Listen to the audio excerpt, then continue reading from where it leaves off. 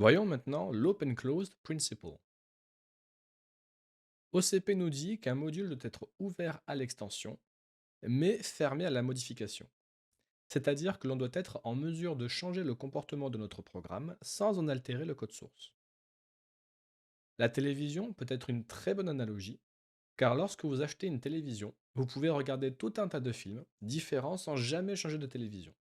De nouveaux films peuvent sortir et vous pourrez d'ailleurs les regarder sans problème sur 10, 20, 30 ans et même plus. Idem pour la barre de son, vous pouvez utiliser n'importe quelle barre de son compatible avec l'interface de la télévision sans avoir à bricoler la télévision. Un ordinateur est un autre exemple parfait qui illustre bien OCP. Donc, quand vous achetez un ordinateur, vous pouvez changer son comportement en y installant de nouveaux logiciels. Vous n'avez pas besoin de démonter et remonter l'ordinateur pour le faire, même si vous le pouvez. L'ordinateur, ou plus précisément le système d'exploitation, a été conçu pour que l'on puisse faire évoluer son comportement de l'extérieur sans avoir à toucher le code source de l'OS. Mais c'est également la même chose pour les périphériques. Vous pouvez démonter, changer, remplacer votre disque dur, votre carte son, votre carte mère, votre carte réseau, la mémoire, etc. Tout en gardant les autres composants. Le principe d'OCP, c'est donc de séparer le comportement extensible de l'algorithme principal. C'est-à-dire qu'il faut identifier quelle partie de notre code fait partie de ce comportement extensible et le mettre dans une classe, généralement en utilisant le pattern stratégie ou template method par exemple.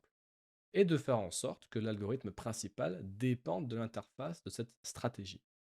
C'est en général assez facile de l'identifier, il se trouve dans un switch ou dans une condition large, comme je vais vous le montrer après. Et donc pour implémenter OCP, on utilise généralement les principes d'abstraction et d'indirection.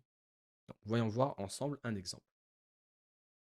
Ici, on a un type node, donc du coup qui peut être titre ou paragraphe, et un type texte qui peut être de type string. Donc du coup là on a quelques nodes, donc on a un titre ici qui s'appelle Moby Dick et un paragraphe qui contient les premières lignes du livre Moby Dick. Donc du coup ça pourrait représenter par exemple un document HTML ou un document texte. Et là on a un sender qui va nous permettre d'envoyer justement ces nœuds-là par email, soit sous forme de texte, soit sous forme de HTML. Donc si c'est en forme de texte, on va juste récupérer tous les nœuds, les concaténer ici avec un retour à la ligne. Donc du coup, chaque nœud sera disposé ligne par ligne et tout simplement envoyé au format texte. Et en dessous, au format HTML, ben, on va récupérer tous les nœuds. Si le nœud est de type title, on va retourner pardon, un H1 et sinon on va retourner tout simplement un paragraphe.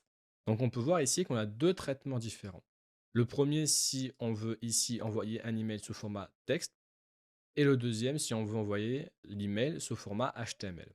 Le problème, c'est que si demain on veut rajouter d'autres formats ou si tout simplement notre système de nœuds se complexifie, si par exemple on commence à avoir des listes à puces, des images, etc., ben, il va falloir mettre à jour toute cette classe-là. Donc du coup, on va devoir modifier du code existant, ce qui est une violation de OCP, en plus de ne pas être très extensible.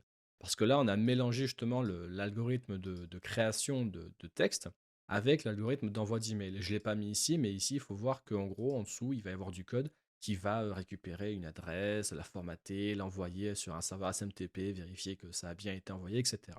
Donc il y a une partie constitution du corps de l'email et une autre partie envoi de cet email-là. Et donc la solution ici, c'est d'analyser justement, comme je le disais tout à l'heure, la partie extensible de l'algorithme. En général, elle se situe au niveau d'une condition ou d'un switch. Et ici, c'est parfait parce qu'en fait, ici, on pourra avoir un switch, hein, vu qu'on fait une comparaison d'égalité. On a différents cas, le cas où c'est un type texte, le cas où c'est un type HTML. Et on a peut-être la possibilité de rajouter d'autres types plus tard ou de rendre ces types-là plus compliqués. Donc on a identifié quelle partie de ce code-là on va pouvoir extraire et sur lesquels on va pouvoir appliquer OCP. Donc c'est exactement ce qu'on va faire ici. On va définir, donc on garde ici le même node, hein, title paragraphe, avec le même exemple, avec un titre et un paragraphe ici. Mais on va créer une interface parseur qui va représenter une des possibilités. Donc on va avoir soit un texte parseur, soit un HTML parseur. Donc notre texte parseur va reprendre le code que l'on avait ici, hein, il va retourner les nodes ici séparés par un breakline. Voilà. Et le deuxième, bah, ça va être un HTML parseur, pardon, qui lui va retourner l'équivalent en HTML, donc exactement le même code que l'on avait avant. Et ici, notre méthode sendByMail n'a plus besoin de savoir quelle classe elle va utiliser pour parser, quelle va être la méthode à utiliser pour parser le texte qui lui est passé en paramètre. Elle aura juste besoin d'appeler la méthode parse.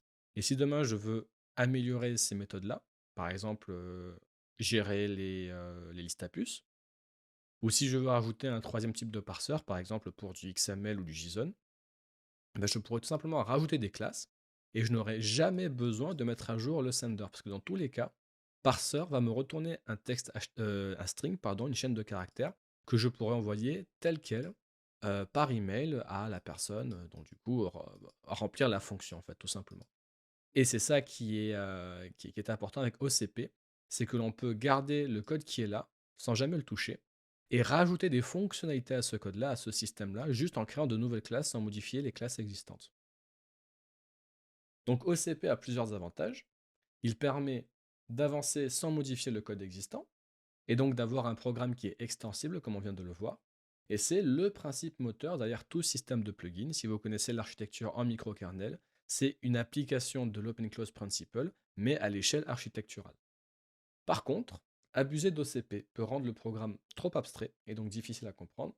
Et surtout, savoir quand ouvrir le code, c'est-à-dire procéder à l'opération que l'on vient de voir dans l'exemple, bah, ça peut être difficile. En général, j'enseigne à mes élèves que l'on veut faire appel, pardon, à OCP uniquement si le nombre de possibilités est large, voire infini. Donc ici, on a vu un type texte et un type HTML. Peut-être que l'on peut rajouter 2, 3, 4, 5, un nombre incalculable de types. Ici, bon, ça reste plutôt fini. Mais les classes en elles-mêmes peuvent grossir en complexité. Donc ça reste une très bonne application d'OCP lorsqu'on a quelques types différents, mais qui peuvent grossir en complexité de façon très différente, vont se séparer dans la façon dont ils vont évoluer en complexité. Ici, par exemple, pour mon texte parseur, peu importe que ce soit des listes ou des images ou autres, vu que c'est du texte, bah, j'aurais pas tellement le choix que d'afficher le format de texte. Mais pour le HTML, bah, ça risque d'être un petit peu plus évolué. Donc du coup, c'est difficile de savoir si le code a besoin d'être ouvert. Et en général, bon bah, si on a deux ou trois variations possibles, c'est pas forcément nécessaire. Mais on peut aussi vouloir utiliser OCP lorsque l'on fait plusieurs fois la même condition à plusieurs endroits dans le code, mais que le code de ces conditions n'est jamais le même. Donc on regroupe ce code dans notre stratégie ou template méthode et on en profite pour respecter le single responsibility principle. Et enfin, OCP demande à bien connaître le problème pour créer la bonne abstraction au bon endroit, sans quoi on finit avec des abstractions qui peuvent être étranges à utiliser et à nommer.